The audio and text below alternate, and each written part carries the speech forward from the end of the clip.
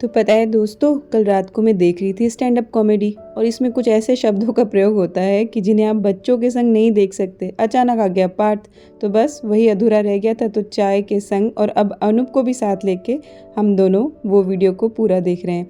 और ये देखो, चूहे ने मेरा एक पौधा इतनी बुरी तरह ख़राब किया है कि मैं आपको दिखाऊंगी। नहीं नहीं, ये नहीं है वो।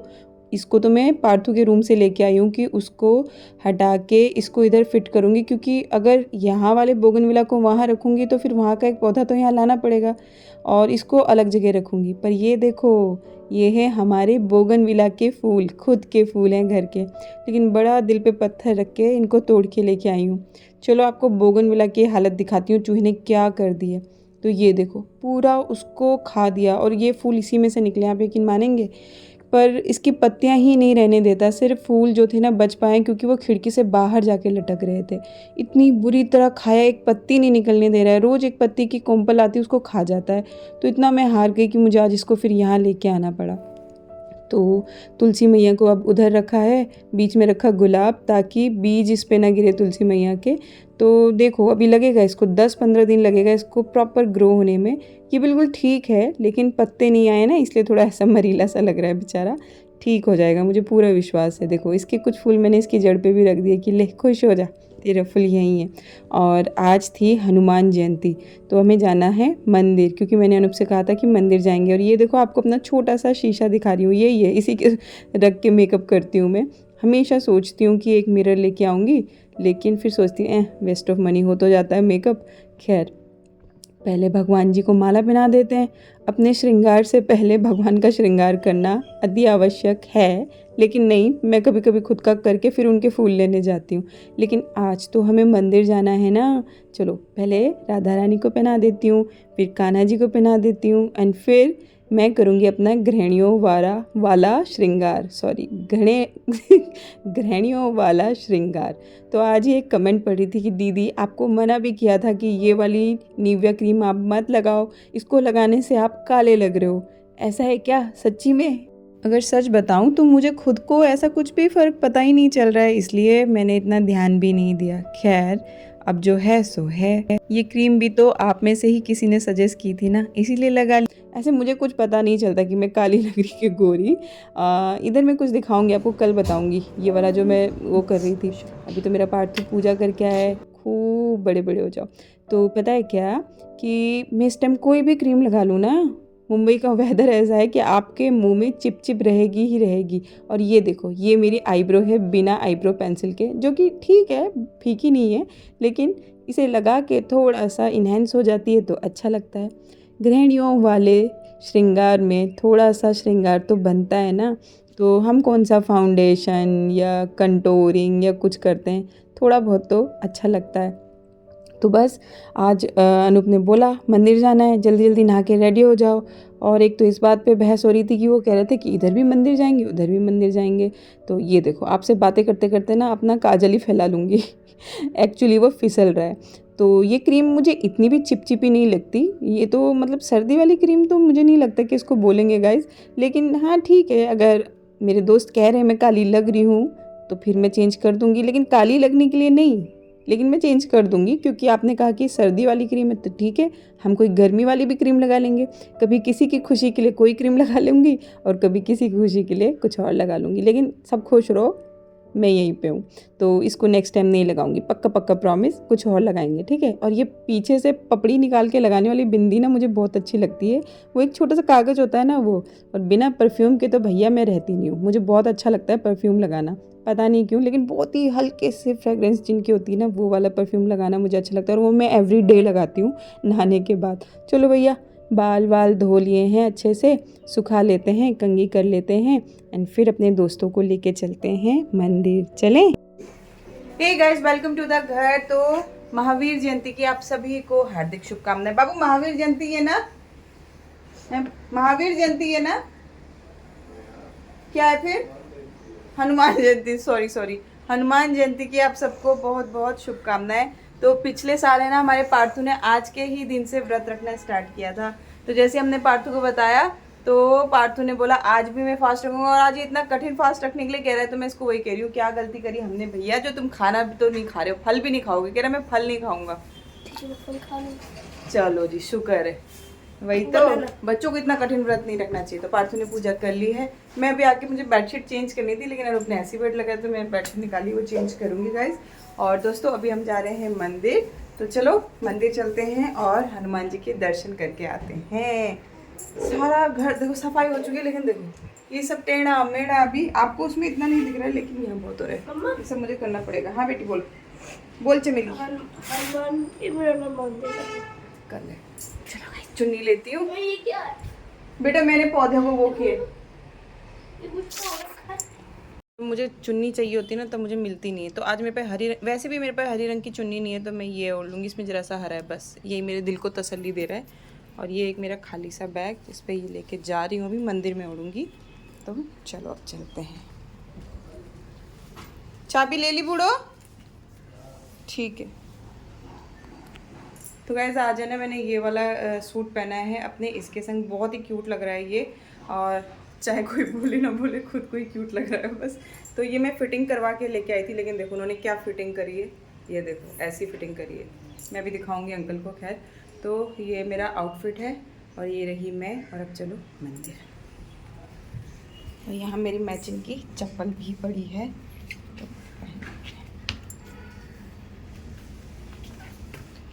पता नहीं मैं ना थोड़ी सी साइको हूँ, मुझे विश्वास नहीं होता है कि अनूप ने चाबी ले ली है, पर फिर भी मैं एक चाबी देखने ज़रूर आती हूँ। चलो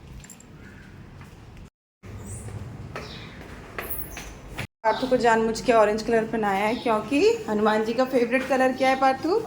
केसरी। जय श्री कृष्णा भाभी। मैं अच्छी हूँ, आप कैसे हो? चलो चलो चलो। बाबू आंटी को प्रणाम किया करो। हाँ करो करो, शाबाश। चलो राम राम भैया। आज कैसे उदास दिख रहे हो? सब ठीक? हाँ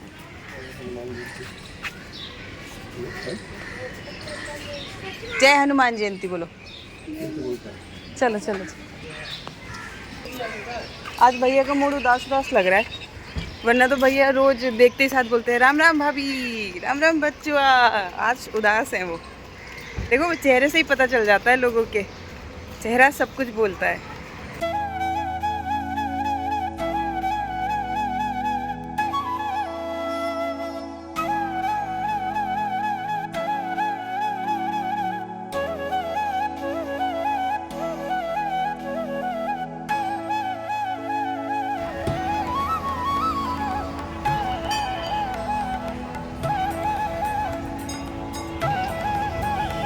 तो हे गाय देखो क्या हुआ है मेरे संग। कभी कभी कहते हैं ना, इंट्यूशन की बात मान लेनी चाहिए। मैं चाबी देखने गई थी और मैंने चाबी उठाई नहीं।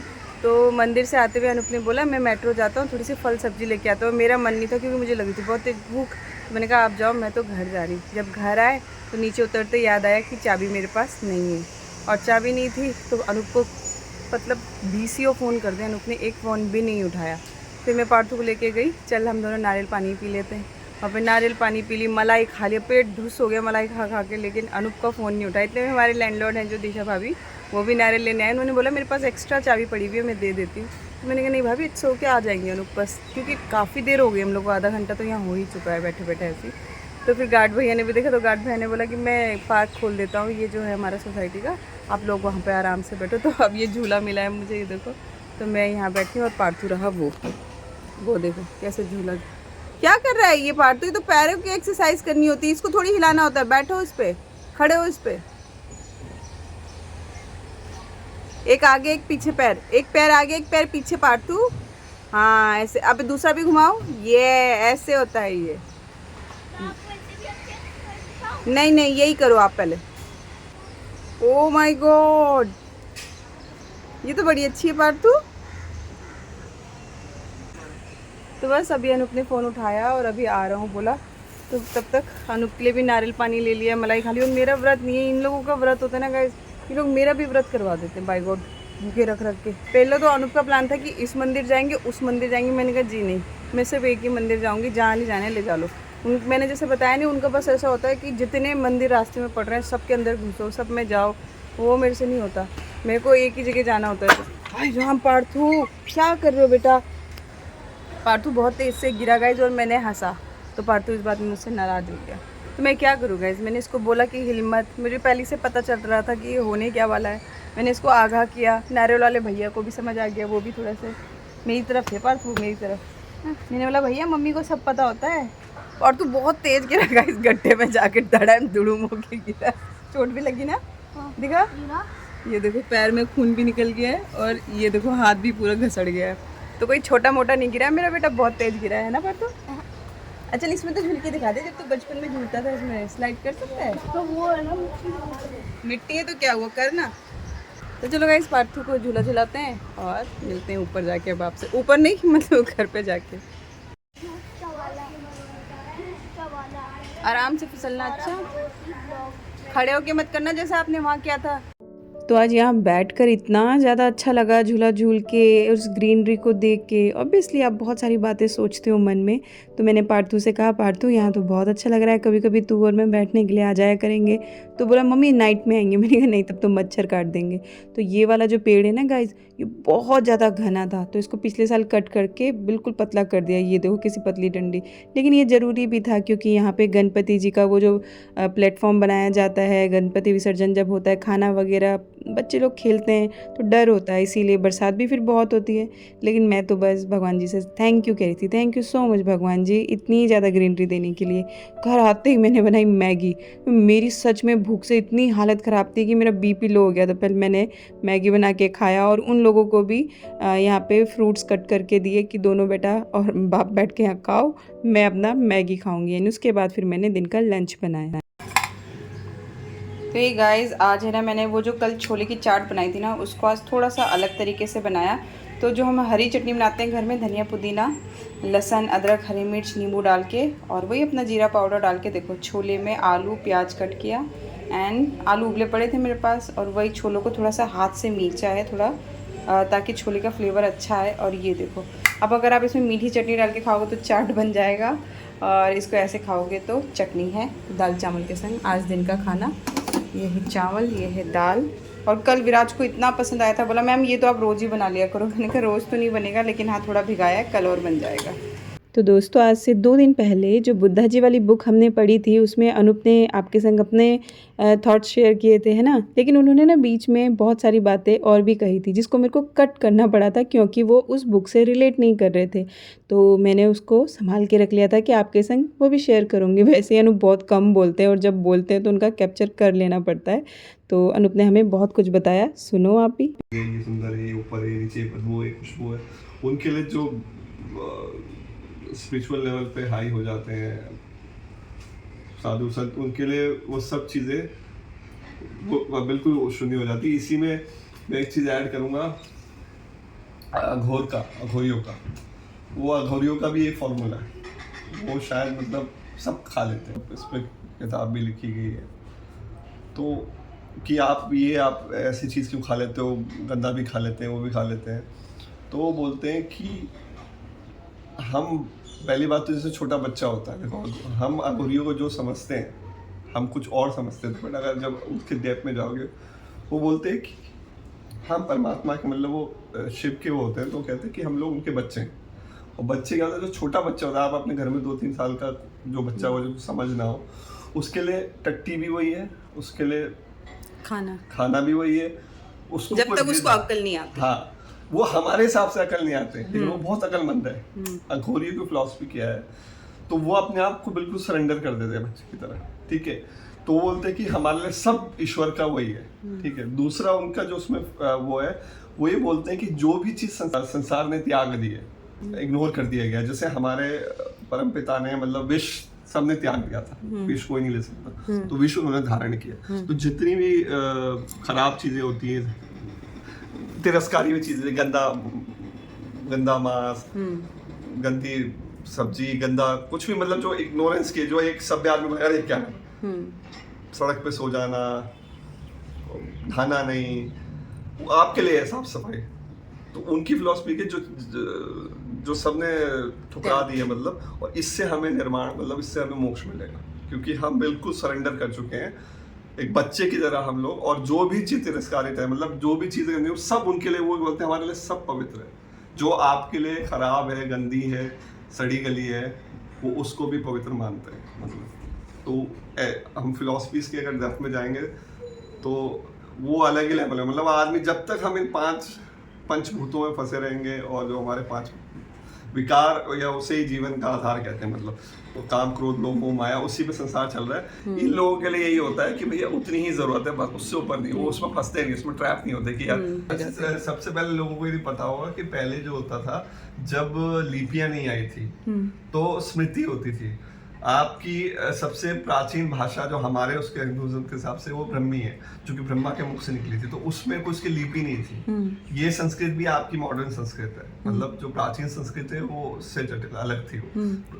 तो पहले स्मृति होती थी, इसलिए आप महाभारत ये सब पहले बाद में लिखी गई, उससे पहले स्मृतियां थी। पहले क्या होता था गुरुकुल वगैरह में, कोई ऐसे लिख के आज जैसे बच्चों के पास किताबें होती स्टोर नहीं, सब दिमाग में स्टोर होता था। स्मृति होती है, इसलिए उस वक्त के लोग अभी भी देखना, आप पुराने लोग मिलेंगे तो उनको कुछ नहीं देखना होता है। जैसे पंडित अभी मैंने कैसे आज पोथी लेके बैठते हैं आप देखो, लेकिन मैंने अपने छोटे में देखा है जो हमारे घर में पंडित आते थे नेपाली वगैरह, उनके पास कुछ नहीं होता था और पूरा रटा हुआ होता था, क्योंकि स्मृति में हमारे यहाँ पे स्मृति में वो किया जाता, तो स्मृति होती थी पहले। अच्छा। बाद में लिपियां बनी, इसलिए बहुत वैदिक धर्म का हमारे पास प्रूफ वो सब नहीं मिलता, क्योंकि लिखित में था ही नहीं। और तेरे हजारों साल बाद वो चीज मिल पाना और उसकी लिपि को पहचानना, जैसे हड़प्पा मोहनजोदड़ो की लिपि को अभी तक नहीं डिकोड भी नहीं कर पाए कि किस तरह की। तो पहले लिपि नहीं थी, बोली थी, और वो स्मृतियों में होती थी, यानी कि मैं आपको दूंगा, आपके थ्रू उसको जाएगी। तो उसमें फिर कुछ चीजें, इसलिए कई बार आप चीजों में विरोधाभास भी मिलेगा अपने उसमें, मतलब तो वो विरोधाभास क्या होता है कि आप एक ही व्यक्ति को एक बात बोलो और वो 10 तक पहुंचाओ, तो 10 तक पहुंचते चेंज हो जाएगा। तो इसलिए स्मृति में ऐसा होता था। तो यही है कि उस कहानी का सार, मतलब मैं तो यही समझ पाया हूँ। तो बस ये कुछ बातें मैंने कट करके रख ली थी कि बाद में ऐड कर दूंगी। और अब यहाँ हो चुकी है इवनिंग, पता है कितने बज रहे हैं? टाइम बताऊँ आपको तो 6:30 हो रहे हैं। और अभी मैंने ना जो कहानी सुनाई थी आपको, उसका एक वीडियो बनाया है, अभी तो एडिट भी नहीं किया। तो बस आज वही थोड़ा बहुत किया, टीवी देखा, मैंगो शेक पिया, ऐसे दिन गुजारा, कपड़े थे हमारे, तो इसमें ही दिन ख़त्म हो चुका है ऑलमोस्ट। और अभी मैंने बोला रोट बनाती हूँ प्रसाद में, क्योंकि हनुमान जी को रोट का प्रसाद चढ़ता है। तो जैसे वो गुड़ के पानी में सौंफ डाल के आटा को टाइट से गूंदना है, मोटा सा रोटी बना के, क्योंकि पार्थ का आज फास्ट है ना, तो उसको कुछ खिला दूँगी। देन प्रसाद से उसका व्रत खुलवा के फिर उसको बर्थडे में भेजूँगी, क्योंकि बच्चा है।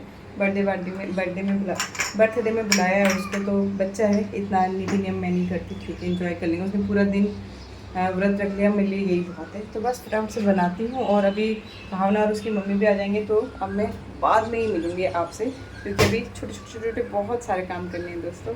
तो आप में से किसी ने फास्ट रखा है क्या महावीर जयंती में? तो मुझे जरूर बताना। इस आटा, 4-5 चम्मच घी, थोड़ा सा सौंफ पाउडर और ये गुड़ उबल रहा है ना जो, बस इसको डाल के इसको थोड़ा गाढ़ा होने तक उबाल के बस गूंद के मोटी सी रोटी बनानी होती है, वही होता है रोटी। और पता है ये आज बनेगी आलू गोभी की सब्ज़ी, मैंने निकाल के रख दिया, अभी वो लोग आएंगे तो। एंड पार्थू को ना होमवर्क करा रही हूँ, देखो क्या फैला रखा है इसने। पार्थ नीचे उतर पहले, तो तू ऐसे ये सब गंदा मत कर, उतर। कौन छोटा बच्चा आवाज़ लगा रहा है तेरे को? अच्छा जीवांश, कैसे हो? मैं तो अच्छी हूँ। बुखार आया है क्यों? रो के? अरे क्यों रो रहे थे?